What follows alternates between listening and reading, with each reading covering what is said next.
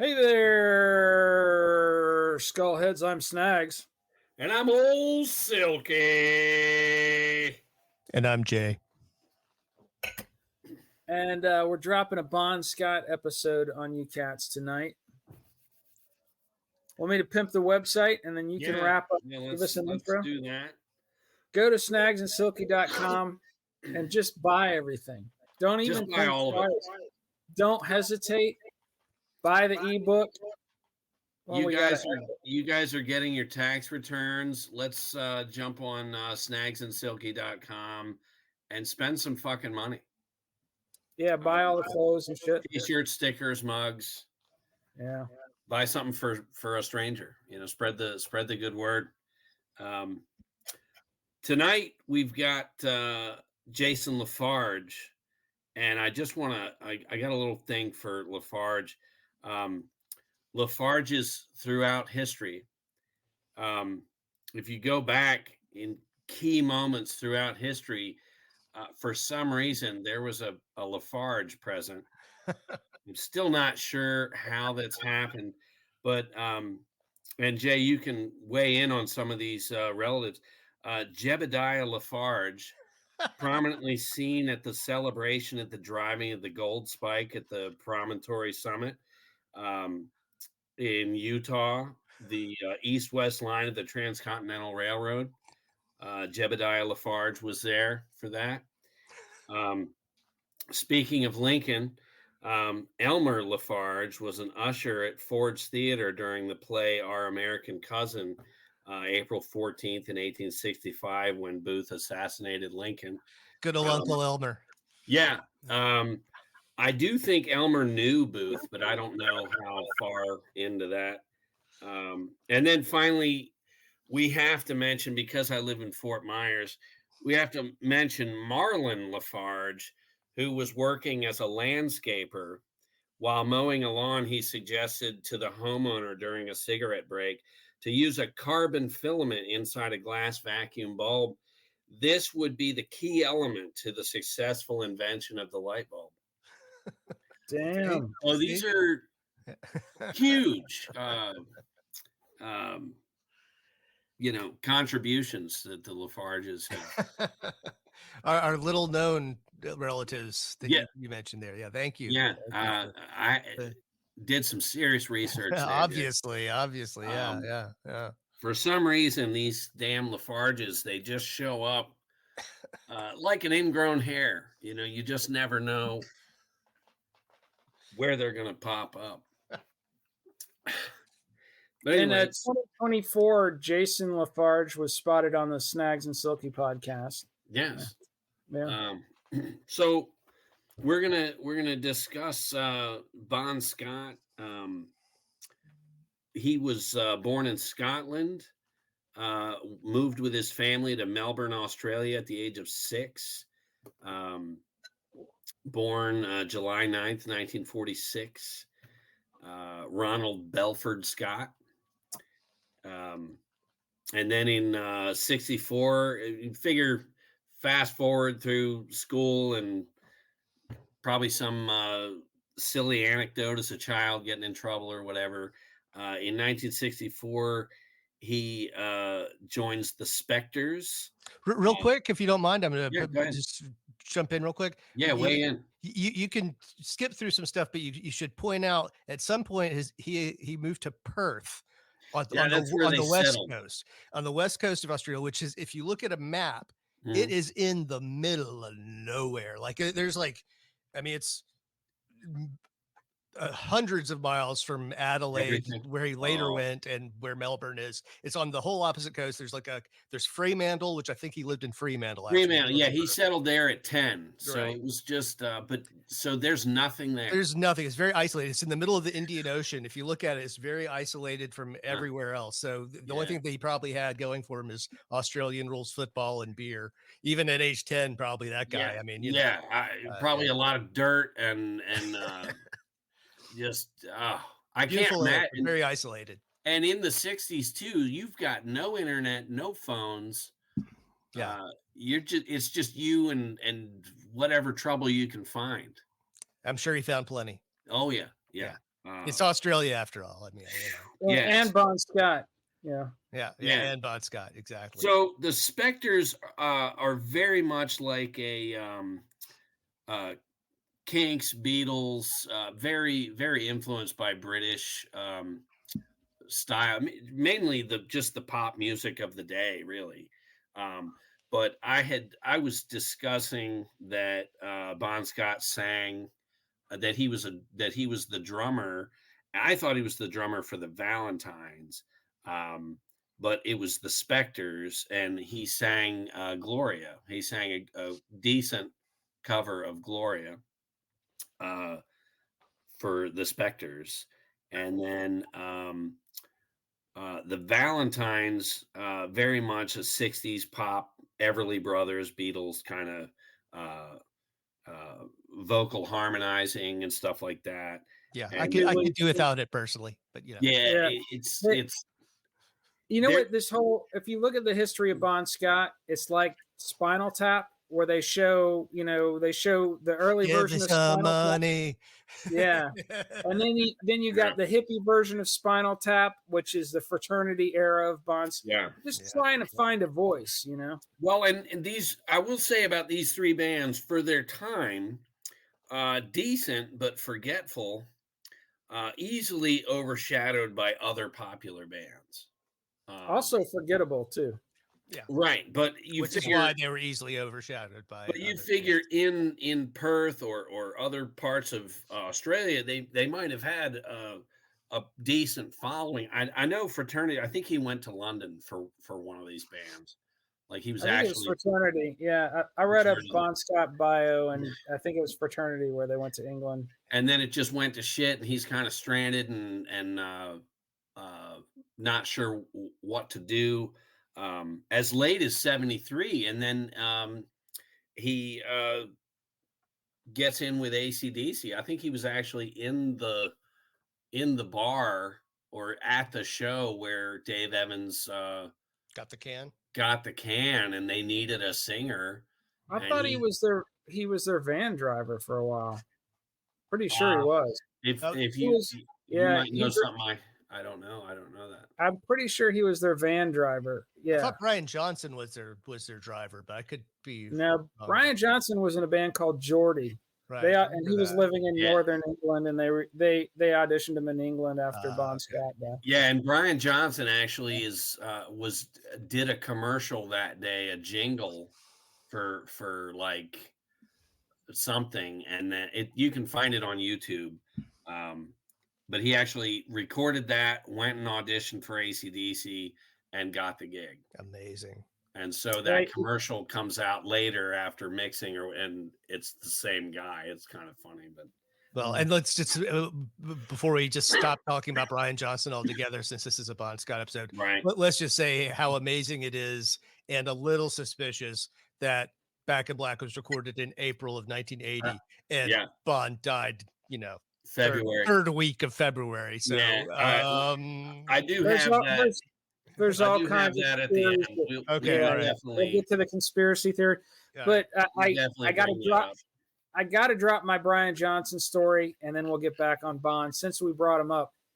So my mom for a while was living in Sarasota, Florida, when my grandparents were still alive, living with them to kind of take care of them towards the end of their lives. And my mom's not a huge hard rock fan, but she was telling me, she's like, hey, she's working part-time in a convenience store. She's like, there's this guy that keeps coming to the convenience store. He's a really nice guy. He's in a band. I think you may have heard of him. I was like, what's his name? She said, Brian. And I said, Brian what? She said, Brian Johnson. And I said, of AC/DC? And she's like, yeah, that's the band. Oh my God. He's a really nice guy. I'm like, you know Brian Johnson? Yeah, dude. So I'm down in Fort Myers, and my cousin calls me out of the blue. One of those cousins that never calls you.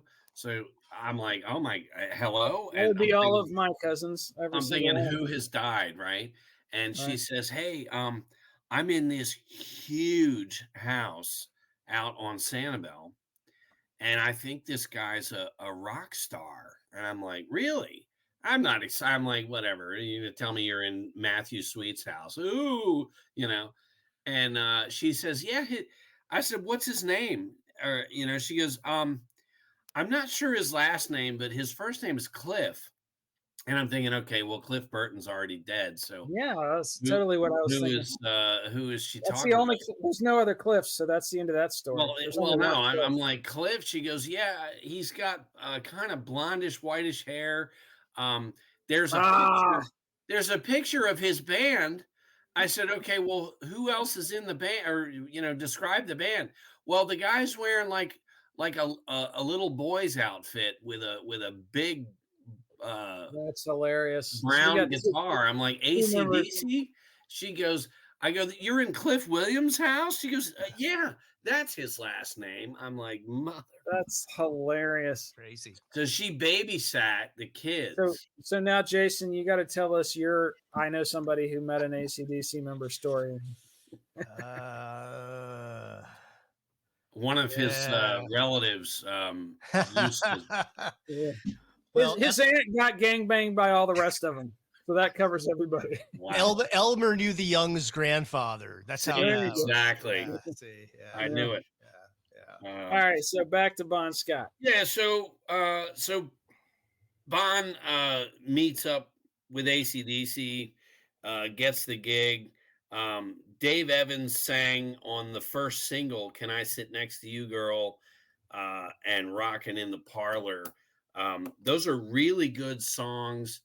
The actual studio versions you can find on YouTube. If you try to track that 45 down, it's so expensive you're never going to get it. But I have like a YouTube rip from YouTube of it, and Angus is like 14 ripping guitar. Yeah, you can see them performing on some TV show. Yeah, I really wish they would do.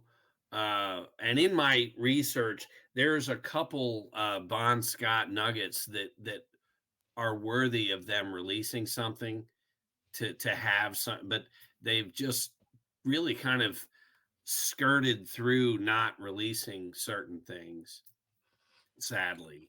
But also, just for the record, so Silky put together another phenomenal playlist for this episode, a Bon Scott playlist, and he has blighted it with 2 Dave Evans songs that Dave Evans is singing, and that's under protest. But since I'm a stand-up guy, I'm gonna let him. I'm not gonna bitch about it too much. It's a live recording of those 2 songs at for a Bon Scott tribute that happened like on the 20th anniversary of his death, and there's quite a few Bon Scott people there for that. That was actually filmed, so there's some footage of it, but it's just very cool to actually be able to hear that first single in some form. And I know the studio version and that live stuff of him, they actually do that. They do a very good version of it, so it's a good way to hear it. The historical AC/DC fan will appreciate hearing that. But anyway, so then we can get into the first classic lineup that would record High Voltage. You had Bon Scott, Angus Young, Malcolm Young. Rob Bailey was the bass player on 7 songs of the Australian version of High Voltage. I think I ran into that guy at McDonald's. He was telling me he was on it, and I said, just give me my fries. Can I just get my fucking Happy Meal?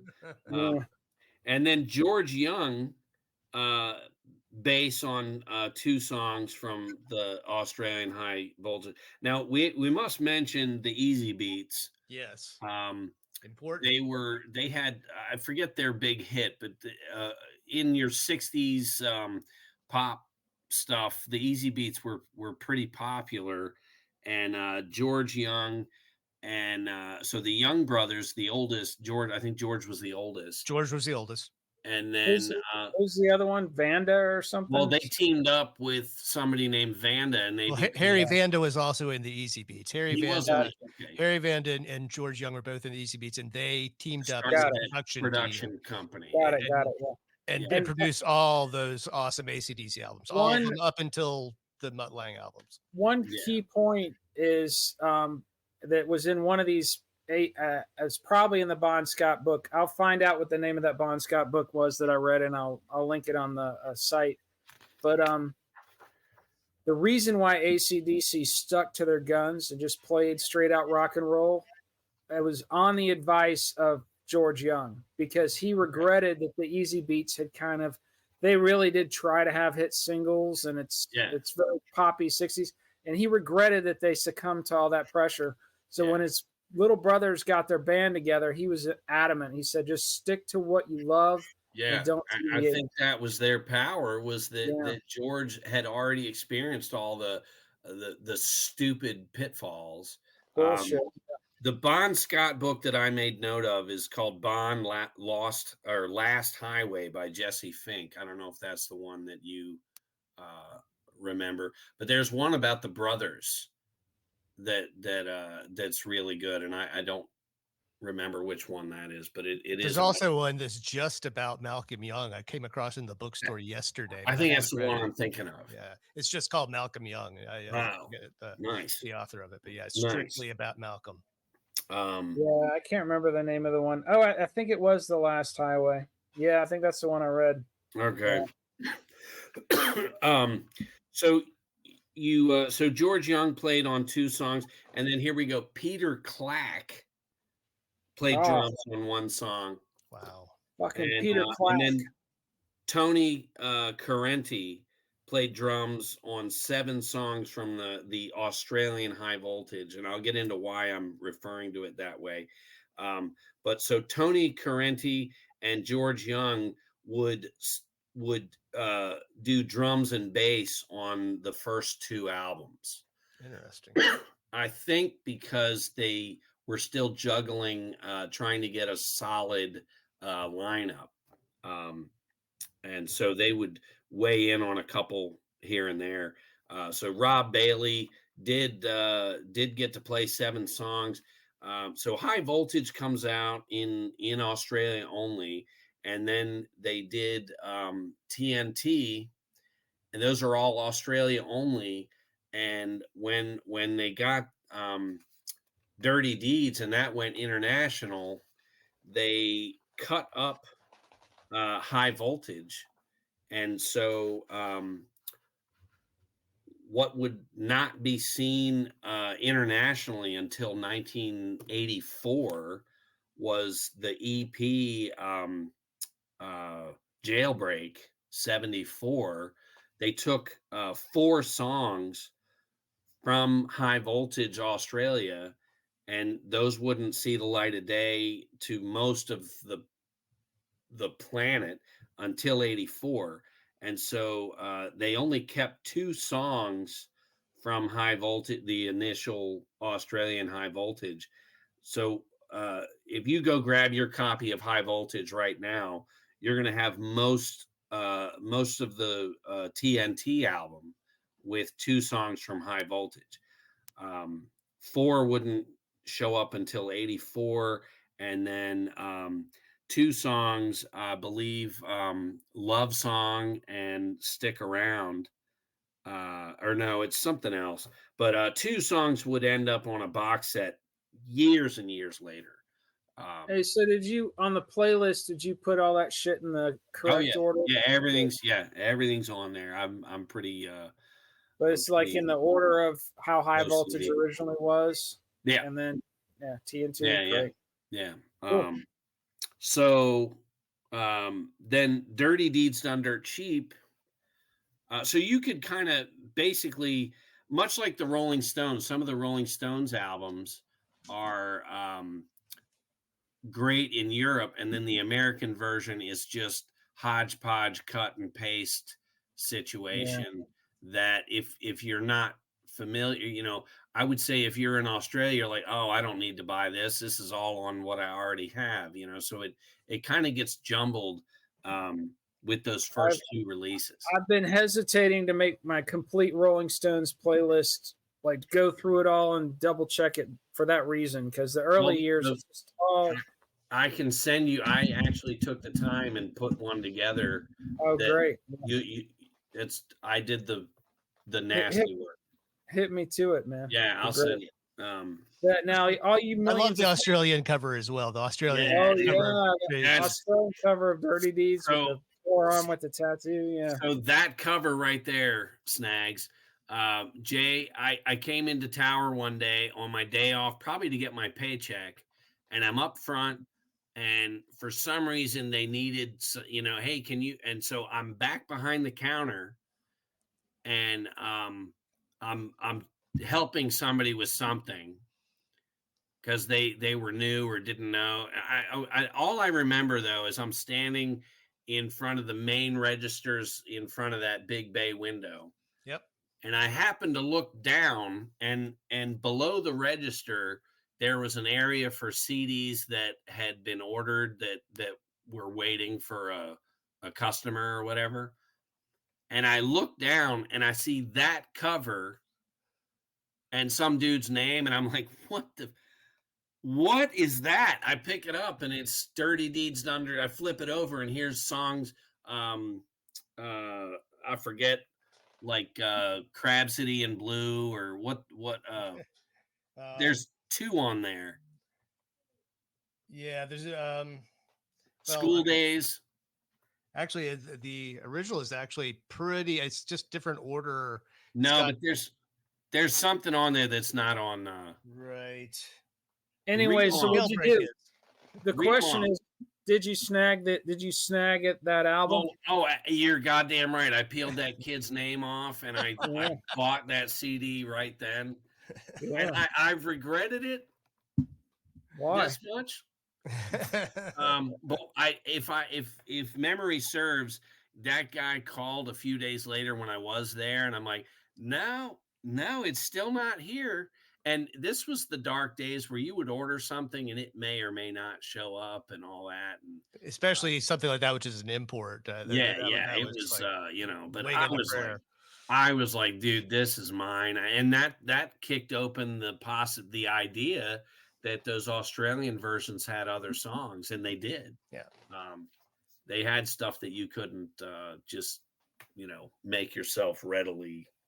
Do you bastards out there realize what we went through back before streaming? They just have no idea. Little spoiled fucks. It's a damn shame. But so Dirty Deeds, while they recorded, this is one of the Bon Scott nuggets that I'm going to drop on you now. They recorded a song called "I'm a Rebel" with Bon Scott for Dirty Deeds Done Dirt Cheap. Probably in 75. This song would be shelved. To this day, it's not anywhere. And then in 81 or 82, this song gets recorded by Accept with Udo Dirkschneider. And Accept named their second album "I'm a Rebel." So that was like their they took it and rock it. So it's a great way. If you listen to that song and know Bon did sing it, you can kind of hear them emulate Bon a little bit. So you can't find that even on YouTube now. It's just. No, I have not looked lately, but I really scoured. Let's look lately. And look for that, and I'll keep talking. So that was Accept's thing. So George plays bass on Big Balls on Dirty Deeds for that. But the lineup would then, they did have Mark Evans and Phil Rudd came in for that classic lineup. And Phil Rudd, I believe, is replaced now. I don't think he's still in the band. Yeah, I think he has left the band, if I'm not mistaken. Which is a shame. But it is a shame. And so he left after he came back? Yeah, he did come back. I believe he's on the Power Up album. Yeah, right. But if you look them up now, Wiki does list Chris Young as the rhythm guitarist. And a drummer, I don't know I thought it was Stevie Young was rhythm guitar. Steve. Oh, I said Chris. Chris is Chris Townsend, a whole other band. All right, I'm gonna look that up because I know Phil Rudd left, then he came back, and then he left again because he took out a hit on somebody. And that whole thing is just bizarre. I don't know if anyone's followed that. He was on some meth or some crazy shit, and really just a series of stupid. You're like, what is going on? I would say a few years back, AC/DC just incinerated itself in such a way. Cliff Williams retired. Brian Johnson had some ear thing that he may never sing again. Malcolm had fucking dementia. You got Angus standing around where the rest of the band has just gone to shit, and here's Phil Rudd being arrested on drug charges and putting a hit out on somebody, and Axl is going to come in and sing, and you're like, what the fuck is going on? But even better, Axl was coming in to sing with a fucked up leg, so he's sitting on like a throne singing. Yeah, he was standing. Yeah. And you're going, this is where rock and roll is. This is rock and roll now. Here's the deal, though. I saw that tour live. As after his leg got better. I've heard good things. They fucking destroyed it, man. And it was I think Phil Rudd was out. They had the bald guy, Simon, whatever his name is. Right. That plays with them every now and then. Yeah, he was with Bad Company, I think, at one point. He was in the Firm, I think. But anyways, they destroyed it. I was afraid it was going to be Axl, doing, I.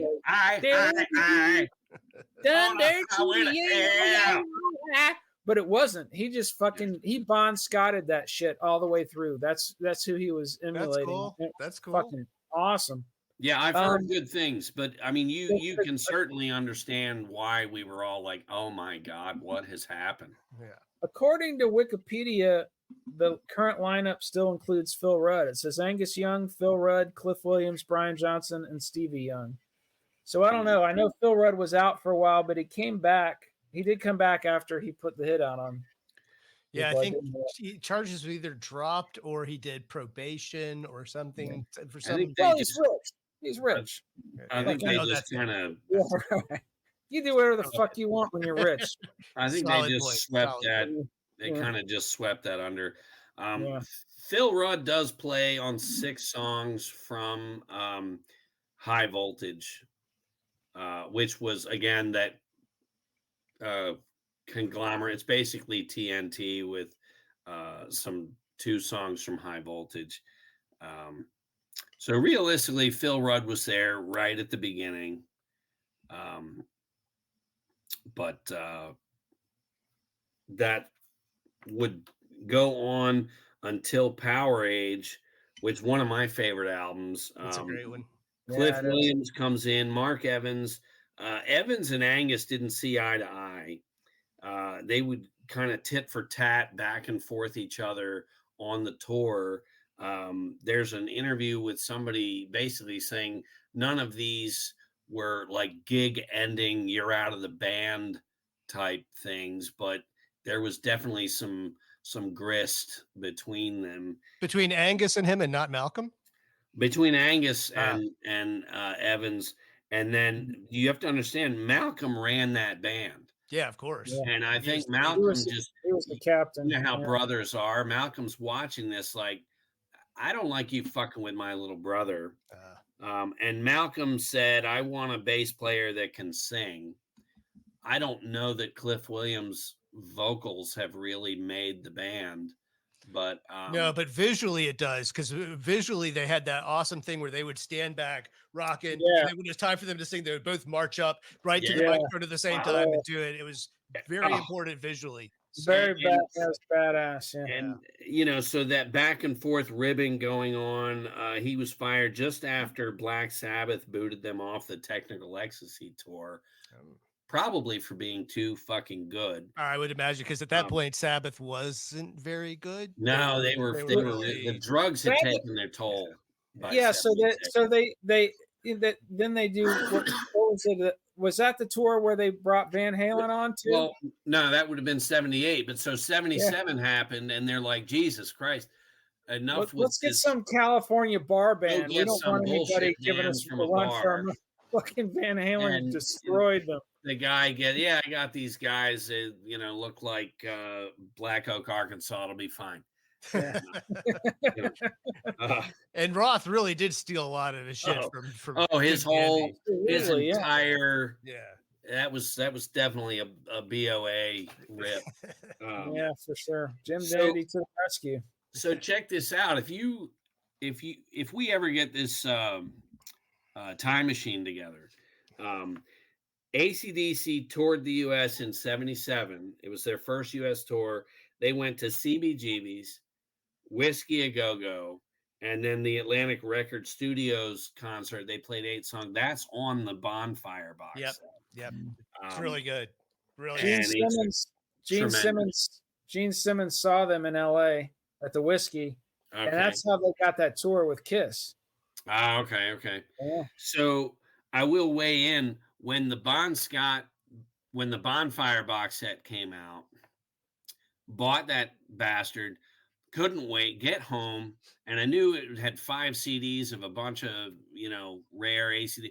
I get home, I take the cover off, and maybe the book is between you and once you take the cover off. But when I get the book or in front, the bottle opener that says AC/DC is right there, prominent.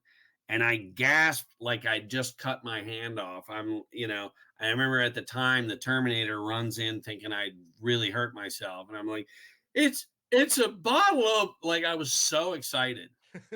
And to this day, it's on my key. I open beers with that bastard. It was on mine. I still have the metal part, but at some point the black AC/DC part fell off of it. Yeah, came off. Same here. Same. So yeah, it's upsetting. I've never seen since.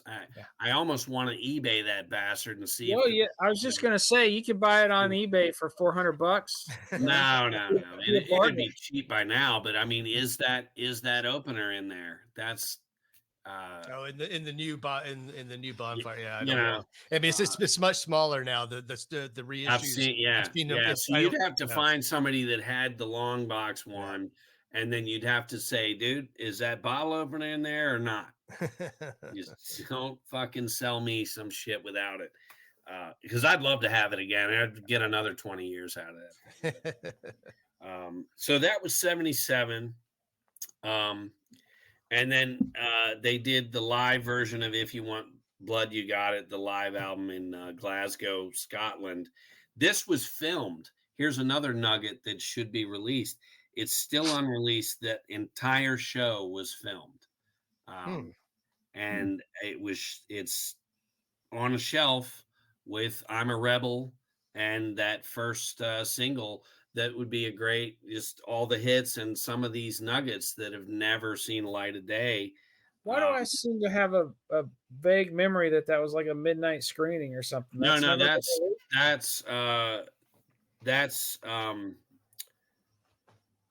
what do you call it? That's not the name of it. I'm drawing a blank, but so segments of If You Want Blood, You Got It. Segments of that are on Family Jewels, which was a DVD collection. Yep. Segments of that, and then 3 songs and a bonus song from that. If You Want Blood, You Got It are in the Plug Me In DVD. Those are the only versions of that are shown. You're thinking of Let There Be Rock, Snags. Yeah, that's what I'm thinking of. And that's them live in Paris, and that is tremendous. And it's possible that because that came out in 1979, and you only get, those are the only way to get some of that Highway to Hell stuff live.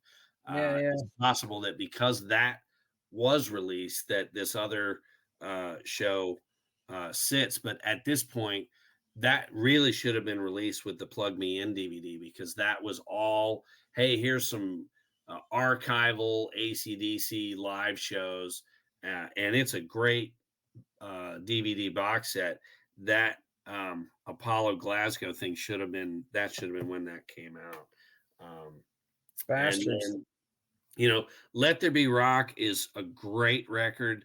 1977. All these songs, there's no filler on any of these Bon Scott AC/DC albums. As far as brand name, you think of the Ramones, Motorhead, AC/DC. I know Jay is a huge who they sang SATURD. Huge fan. Huge Bay City Rollers fan. Bay City Rollers. Oh, there you go. Yeah. Another band that just. Well, they had the fashion thing down. They really had the fashion. Yeah. Don't forget the Partridge Family while you're. Yeah. Solid, just a brand. You reach up, you know what you're getting. And, AC/DC did not stray. You weren't going to suddenly hear, some. You're My Angel or Love in an Elevator or any of that crap.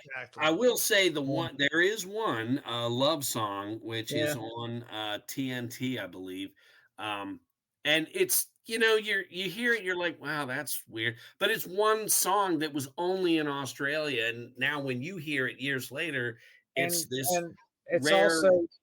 It's also, what instruments are on it? Guitar, bass, and drums. It's not some fucking keyboarded up, overproduced piece of shit. It's Bon kind of crooning and saying the chick's name over and over. But it, again, for me, when I first heard it, I was, you were so starved for some new Bon Scott song. You're like, okay, yeah, add it too, It's a mellow one of the few mellow AC/DC songs. And you listen to like Down Payment Blues and the break at the end.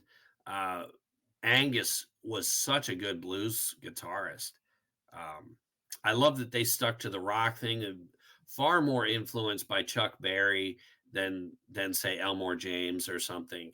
But they really just had so much soul, and he was so young, I read somewhere too that Malcolm could match Angus tit for tat on lead guitar, but he intentionally just stayed back and played rhythm because he wanted his little brother to be the star. And that's the power of family. That's the beauty of family, and like a solid, like, hey, that's my brother. Let him go in front of me, and y'all pay attention to my little brother. The other interesting fact about them, there's a great book called, I think it's called Maximum Rock and Roll. It's just a history of AC/DC. Yeah. I'll put that on the site too. That is the title. Yep. When they first started, and you can see it if you look up that those Dave Evans songs on YouTube, and you find the one where they're playing on some TV show, you can kind of see it.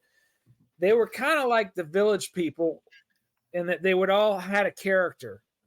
So Angus Young was the schoolboy. They all had these kind of colorful costumes, or Kiss, I guess, is another another analogy. El Condor. El Condor. Was that a good surprise? Oh, you scared us all. Yes. What's up, buddy? Expertly timed. Hey, say, if you want blood, you got it. You want blood, then you got it, but that didn't work. I'm still scared. No, that was awesome. That was awesome. No, if you want blood, you got it. Fine. It worked. Okay.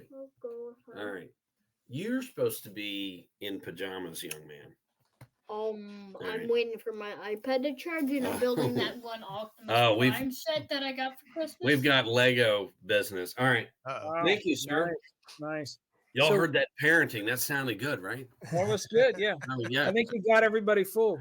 So the point is, though, they were all dressed up as some kind of character. And at some point, Malcolm decided Angus is going to be the star. He keeps his character. We're all just going to wear a T-shirt and jeans and hang back. So that was a conscious decision. And the backing vocals was always sung with such bravado and attitude. To sound mean, to sound tough, and I just love it. and they're just so family oriented, from the production of George Young. The band name, Angus used to hide behind his sister's sewing machine, and it said high voltage, and AC/DC was in there somewhere too, and that they just knew that's the name of the band to represent Sis. We got George, guiding us, and Malcolm really learned from his older brother and guided everything. They just became, I believe that I just feel like AC/DC led so many other bands. So many other bands looked to see what AC/DC was doing and did their own thing, but they fell short because AC/DC never strayed, never compromised, never said, "Hey, let's record, put on your boots. Let's record Hysteria, Pour Some Sugar on Me," or whatever. Yeah. You look at bands like Crocus, early Def Leppard, they were total AC/DC clones. Oh, absolutely. Especially Crocus. Rose Tattoo's the best, I think, of all the AC/DC imitators. They're also Australian. I think that had something to do with it. Yeah. Fuck yeah. They actually have a really good, they got back together at some point in the last 10 or 20 years. They did a reunion album. Rose Tattoo did. 2003 or but since then, all of them except for Angry Anderson is dead. Like every single member from that Rose from Scarred for Life, from that era, every single member is dead except for Angry Anderson. He's still alive. Wow, that's like the Ramones. They're all gone. Yeah. That reunion album was pretty down. Was surprisingly fucking good. I mean, if you think about it, there was a time, probably like when we're all like 11, 12, 13. You always knew there was going to be a new Rush album, a new AC/DC album, Iron Maiden. You knew these albums. You just Van Halen. You read your Kerrang and Circus, and you waited for the new, whoever, and life was good, but in this genre, like AC/DC, these bands were not just bands. They were gods. They were the reason we are not in prison.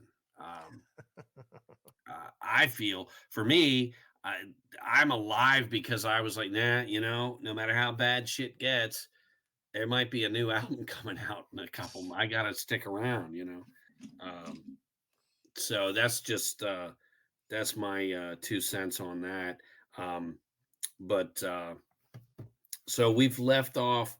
They did the live album, and then Highway to Hell. This was the first of 3 by Mutt Lange that produced it. And Jay, being a producer, you can weigh in on this. To me, Highway to Hell is just lyrically, I feel like Bon Scott really started with some powerful lyrics on Power Age, because Power Age is like so good. I love the first 4 albums, but it's mainly because of Angus. Sure. And then Power Age just has Kicked in the Teeth, What's Next to the Moon, just a fucking awesome, Gone Shooting, and then they do the live album. Okay, great. But Highway to Hell is just a whole game changer. Sure. Well, they changed production teams. Obviously, you have Mutt Lange, and Mutt definitely concentrated a lot on the backing vocals. Backing vocals are super rich and in the front of the mix, much more than George Young and Harry Vanda's recordings. Everything's a little more present. It comes down to mixing and recording style, but certainly the main thing was and like you say, lyrically and vocally, concentrating on the vocals. And I remember one story was that he had, I forget which song, he had Bon Scott redo the same vocal thing over and over, and it was something that, I forget which song it was. It's something off of Highway Hell, and he just almost passed out or did pass out at the end of like the 27th take, but that was the take. And I was like, yeah, that's the one. But he, you know, it was just like Night Prowler or Shot Down in Flames or God damn it. I forget which one it was, but it was. If You Want Blood, You've Got It is one of the most badass songs they've ever recorded. Just the guitar and the bass, just the way that they have so many songs where the chords, the rhythm between the chords and the bass lock together, and they leave space, you know, in between. That song. That song is the pinnacle of that whole approach, in my opinion. It's just so badass. Actually, one thing I should say, production-wise, that also gave AC/DC a different sound. Even though they were heavy, you'll notice there's not like a lot of distortion on the guitars. They were very much just guitar, plug into the amp and play. And Malcolm always said the key to their sound was open chords. Instead of just playing bar chords, he would always play the open chords with open strings and lots of ringing. If you watch them play, their left hand barely moves. They're just doing these little. They're like just moving their left chord.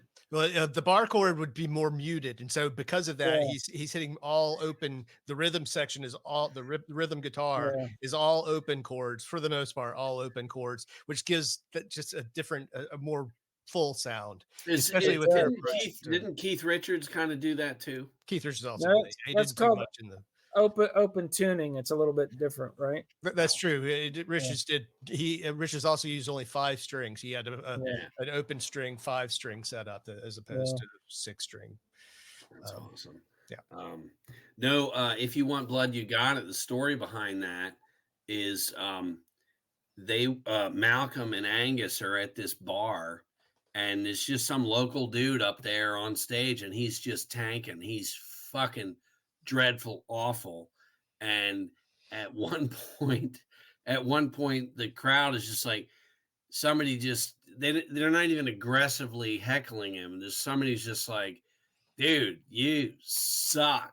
And the guy just like, he just screams at the crowd. This is a small bar, you know, screams at her, what do you want, blood?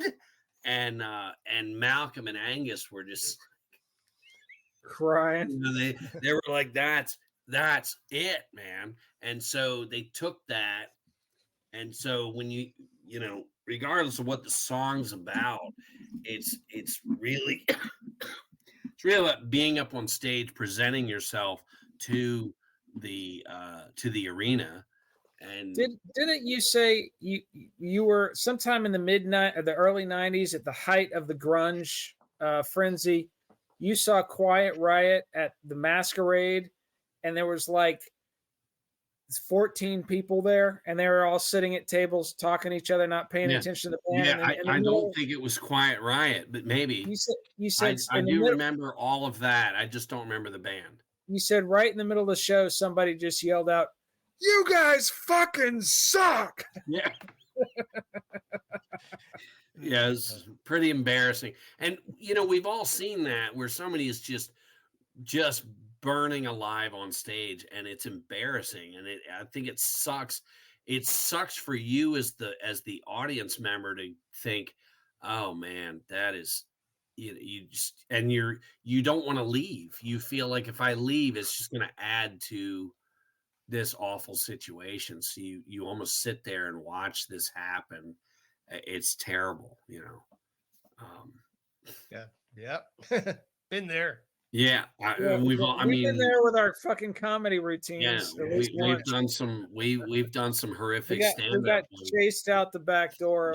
We bailed out the back door. I think we might have died that night. It was, but so that's If You Want Blood, You Got It. It just makes that song even better, knowing that story of this, you know, random no name that Malcolm and Angus saw. Just hilarious. But Highway to Hell is just start to finish, much like the Rolling Stones Some Girls album, where you're like, God damn, is this a greatest hits album? How is this album so fucking good? It really is. And sadly, it would be Bon's last album. but I think it paved the way. It greased the tunnel, if you will, to make Back in Black the epic, probably the greatest metal album ever. I mean, and now can we talk about the conspiracy? Yes. Yeah. So that's July 27th, 1979. That album comes out. Bon dies February 19th of 1980. So just a few months after that album, they did record a stellar show in Paris that ends up CDs 3 and 4 on that Bonfire box set. So it's preserved, and that is a must. I did include that entire concert on the playlist. Cool. But, so let's let Jay hip us to what the conspiracy is about. So the conspiracy is that it would be near impossible in many people's minds, for Back in Black to have been written in the interim between when Bon Scott died and when they recorded it a month and a half later. Now it came out released 5 months after. Right. But it was recorded a month and a half after. It was recorded in April. You're not going to write, demo, and produce, mix. Well, the controversy is the lyrics, because obviously they had written some stuff with Bon Scott playing drums, apparently, and that's that's why there's no recordings that exist of those songs with Bon singing them, because the recordings that might exist would have him actually playing drums instead. Now, one of the controversial things I heard was that some of his buddies in the week prior to him dying saw some lyrics that he was like showing off some lyrics that he was writing, and they said it was a lot like Have a Drink on Me, that he was showing off lyrics that looked like Have a Drink on Me. Now, he's of course not credited on the album. Only Brian Johnson is credited for lyrics on that album. His family, to this day, his family gets royalties from Back in Black. So if he had nothing to do with it, why are they giving them money? I think it's a shit move. I think it's shit, because if you go back before this moment, ACD's been nothing but family. Band's kind of named after the sister. George was involved. It was all family. To this, I mean, the nephew is playing guitar for Malcolm, so they're still very much family oriented. As soon as Brian Johnson had an ear problem, he was out and no contact. Like he's talking with that stand-up comedian Brewer, saying, God, they just won't even return my call. And you're like, what the fuck? Well, he's back now, though.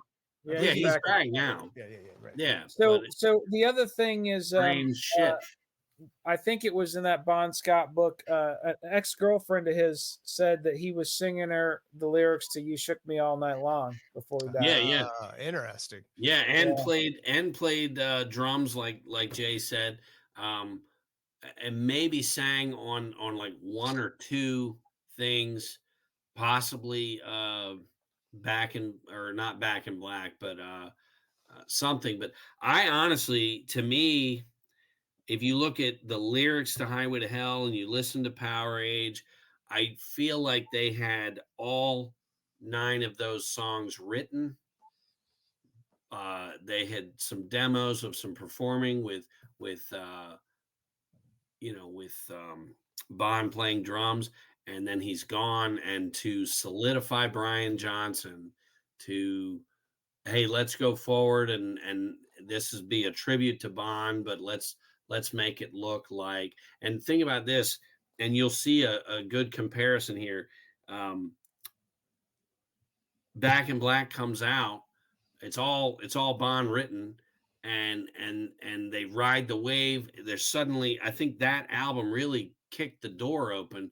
Every kid in the United States, you turn the radio on, you're hearing Hell's Bells, Back in Black, and Dirty Deeds Done Dirt Cheap. Like, and Shook Me All Night Long. I mean, those were huge. You're either hearing at that time, 1980, you're hearing Dirty Deeds Done Dirt Cheap, that album. Although it came out in the U.S. market, I remember being 10 years old at the time, and my next door neighbor, also 10, his older brother was turning us on to all this stuff, and so we were told immediately, get this, and then like several months later, it was like, I don't know, 6 months later, they released Dirty Deeds on the American market because it hadn't been released in the American market before, and they were trying to ride the wave. So that album didn't come out till 80.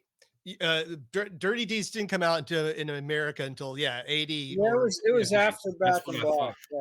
It was after Back in Black, and I remember at the time going, well, I have to own that because Back in Black. And I didn't even know Highway to Hell at that point. And I got Dirty Deeds, and I was like, well, this is a different singer. Who's this guy? And it's again, this is the days before the internet, kids. You didn't have any. Hey, who's this? Shit up. And their album covers, besides, I mean, Back in Black had a little more descriptive. You had their pictures and their names on it, but I don't think Dirty Deeds had much in the way of anything. No, it was no. It was Dirty Deeds was released. Cover with the Dirty Deeds was released in Europe, Australia, and New Zealand in '76, and it does say it was released in the U.S. in 1981. Yep. That's right. Yeah. So Back in Black ripped the door open, ripped it off, and then people started, well, what else have these guys done? And that's when everything else. But if you think about it, an album that strong comes out, and I don't know how many of the songs were co-written by Bond, but it seems if you dig into it, it seems like at least a handful were. But an album like that comes out, and you got a bunch of songs, probably all the hits, that were lyrics written by Bon Scott.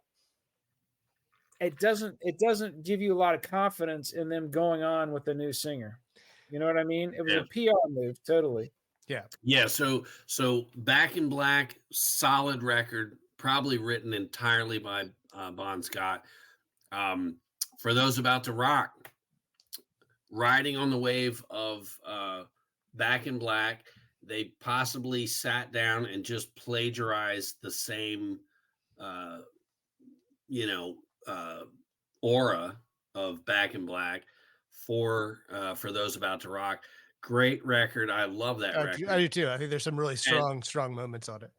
But after that, if you look at the whole, bigger picture, Flick of the Switch, I love that album. I was mowing lawns for music at that time. That was a good 4 or 5 years of me sweating my ass off, getting $5-10, riding my bike 4 miles to get Defenders of the Faith, Screaming for Vent. I mean, you name the record, 80 to 84. I worked my ass off to get that tape, and Flick of the Switch was one of them. I actually bought Flick of the Switch and 2112 the same day, and to this day I hear one, I want to hear the other one. It makes me think how Snags had a tape called The Eldesty, and it was The Elder in Dynasty. Yeah, he really shaking shit up. But Flick of the Switch and 2112, that was my I really played those back to back. The quality drop off after Back to Black, which was at least partially written by Bon Scott, and then you go to Let There Be Rock, which is a little bit. It's about For Those About to Rock. Yeah, For Those About to Rock, like 70% is good, 60% is good, something like that. Yeah, and then Flick of the Switch, and then fucking. They've released some solid albums since, like Razor's Edge is fucking great. Yeah, they really came back. But they went through a shaky fucking. Regardless of like the Mist records, it's still bass, drums, guitar, and whiskey vocals. So I love them for that they did not. It's a brand you can reach up, grab that bottle of whiskey, and it tastes the same. I will say their newest record, Power Up, is probably the strongest shit they've had in 30 years. As a really good, surprisingly good. You can I put marathon. it on, but I'd listen to it once or twice, and that shit was in my player for like 3 months. It was. I'd say their level of consistency is right up there with Motorhead. You know, even with the Ramones, they really did try to record radio friendly Ramones songs. Yeah. But if you look at AC/DC, bands like AC/DC and Motorhead, you know, sure, Ace of Spades is better than Motorized, but it's still Motorhead. And so you just marathon all of it. You're not gonna be any Sister Christian type songs. You have to. I mean, a band like Accept, they've had a separate. They took that guy from TT Quick, Jersey band that was kind of. Let's just pause and acknowledge what a fucking terrible band name that is. TT Quick, yeah. But Accept is another one like AC/DC that. Maybe the album's not that great, but listen to how raw that singer is. Just, it's not poppy and bullshit. It's like, man, I'm going to put this on and rock. It's just good, honest, punch you in the guts kind of rock and roll, and all the way back to just Elvis and Little Richard. You wanted rock and roll in its purest form. Is just dangerous. It's a little scary. Like, whoa, what are we doing here? Gene Vincent, just Eddie Cochran. This shit just was raw for the time, and it's that purity that Lemmy brought to us, our Lord and Savior. Yeah. So, that's really the we'll never know about that Back in Black thing. No. Bon Scott, here's another. It's a fun wormhole to go down, though. It is because it just after Back in Black, the albums on the whole do kind of tend to dip. They did come back with Razor's Edge, but it never really came back to the Back in Black. I will say Fly on the Wall had a couple of good hits, and I did see that tour. It was great. But again, tours are different than records. But it's riding the wave of the popularity back, It also got to the point where the Angus and Malcolm stopped letting Brian Johnson write lyrics. Like they took over the lyric writing at some point. I forget when, but if you look at the songwriting credits, there's a point where he's not even on there anymore. And so somebody who came up with the lyrics for those songs on Back in Black gets just iced out of the songwriting process. I don't see it. Yeah, it stinks to high hell. But the other this we kind of skipped over this. Bond's death is written as acute alcohol poisoning. If you listen to Ozzy, he's from possibly being told, well, it's alcohol poisoning, but it's really hypothermia because he was in this car and it gets cold and it's February. There is also someone else who I remember one account where he was known to have in the past like snorted heroin when it was available. Not like a lot. He wasn't like a big heroin guy, but he had been known to, when his buddies were fooling around, to dabble in a little snort here and there. And it's possible that even though the inquest did not have any mention of it, it's possible that the family didn't want that information. I don't know, but whatever. That was one of the questions as to whether heroin was involved. Your inhibitions are down when you've drank 3/4 of a bottle of vodka or whatever he had done. And also keep in mind, Bond was small. He wasn't a big guy. Look at the pictures of him. He was like 5'5" or something. He's a short guy, skinny, drinking 3/4 of a bottle of vodka. I mean, I don't care how much tolerance you have. It's like that's John Bonham is rumored to have had 40 shots. Yeah, just took the words right out of my mouth. He was dead before he got up from the bar. Right, and he was a bigger dude, but what the fuck, man? What's wrong with these people? It just sucks. It sucks that we're in a reality where Bon Scott Keith Moon and you know, we're channeling some Bill Hicks shit here. You know? Where you're like, if you're gonna kill somebody, have some fucking taste, you know. Yeah. God damn it, man. It's just, I know where Wham lives. fucking ABBA lived. You know? Yeah, it's so, what the fuck, man. It's I bet all the members of Air Supply are just healthy and doing great. And Bill Hicks, we got to do a Bill Hicks episode. There should definitely be a Bill Hicks episode. This is our Bill Hicks guy. You guys set it up. I'll be there and provide the witty banter. God, Bill Hicks is just because I think we're scheduled up through early February, but if you guys want to do it like mid-February, whatever, y'all figure it out. We'll totally do. Well, Jay, you let me know because I that would be great to talk about. Well, we could do it around his death. I think his death is like around the end of February. The date of his death was. Well, you hit me up. We're open. You're the one that's you know. Yeah, you're the important fucking producer. Yeah, we're just schleps waiting around. Yeah, we're just fucking schleps to drive back and forth.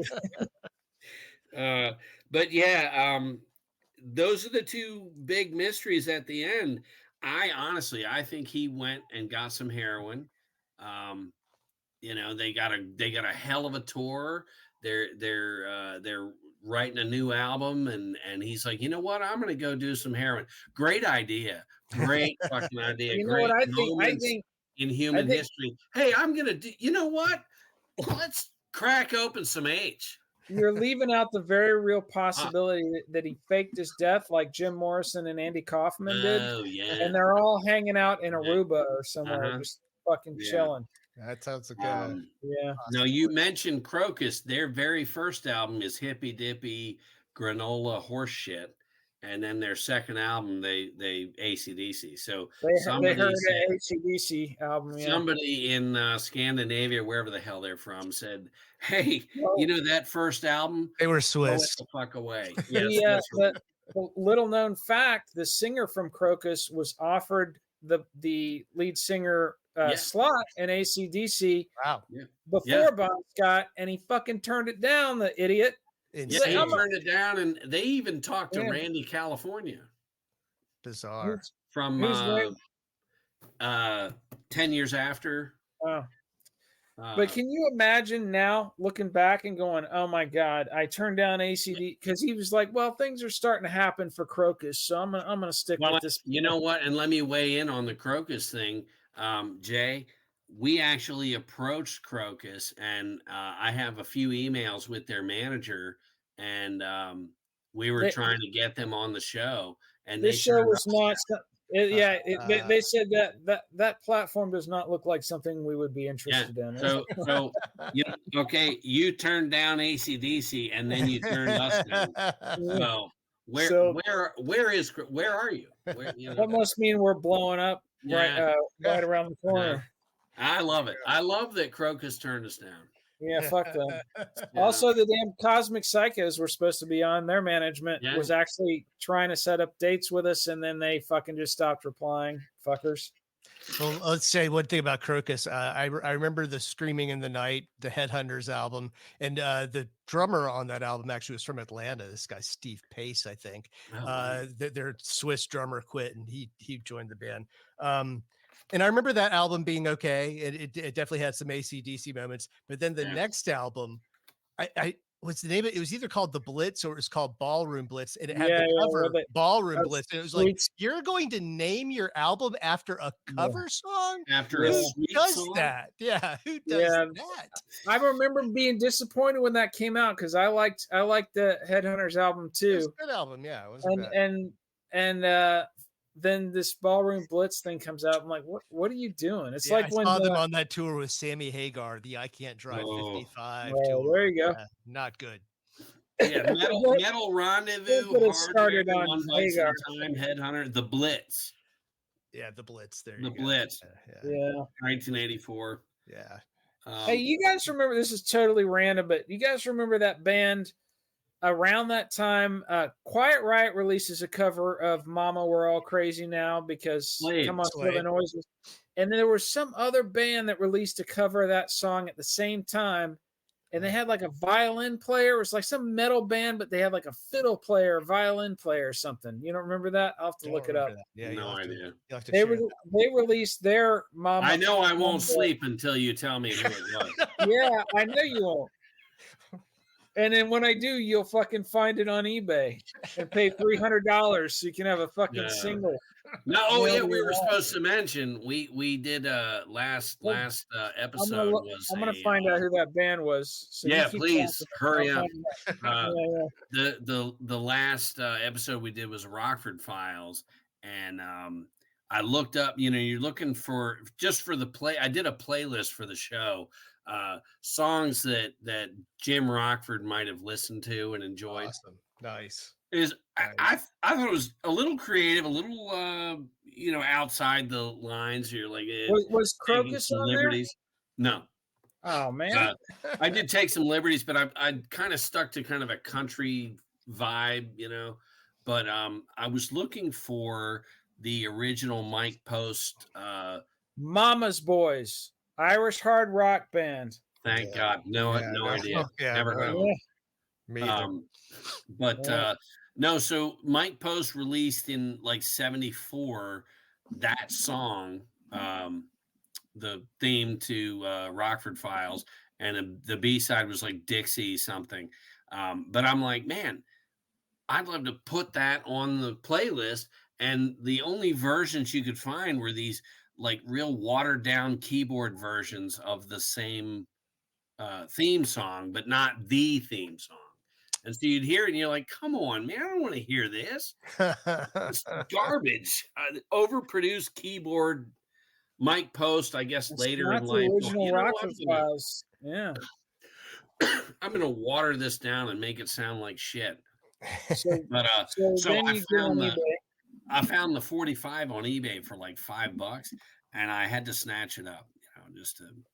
So. This is a guy that paid $300 for a Creatures of the Night box set. Oh no, it's chock full of like posters and memorabilia. It's probably got a rubber snake in there. I had to do it, but I did it. It has a Kiss Rubik's Cube. You got to have all that stuff. Jay, I did it through a firm where you could pay like $10 a month, so it wasn't like I got hit. Right, it's nothing to just. So you bought it on credit. So you ended up paying $500 for the $300 on credit with probably $350. It's important to have. It's important to have. But what I've done is because of the shit I continue to get, I've not shared the music with this asshole. I just want to say, his record collection is mostly the things I've bought. It's killing me because I really wanted those 9 alternate takes of War Machine. Yeah, and you won't get them. Oh, crikey! So let's rip the rip this off. I mean, it's done. I think we've beat. I think that's Bon Scott plus a little extra shit for you cats. Yeah, there you go. Yeah, when we delve into Kiss, it's time to pull the cord. That's always when we know it's time to hit the brakes. The death knell of the Snags and Silky show. Oh, crikey! All right. Thanks for having me, guys. It's been a pleasure. Yeah. Hang tight till we sew up the. Yeah, we'll try to recruit you for that other episode after this. I'm gonna end the recording though, so peace out, all you little fuckers, and we got more shit coming. Buy the swag, snagsandsilky.com. Tell 2 people this week to check out the show.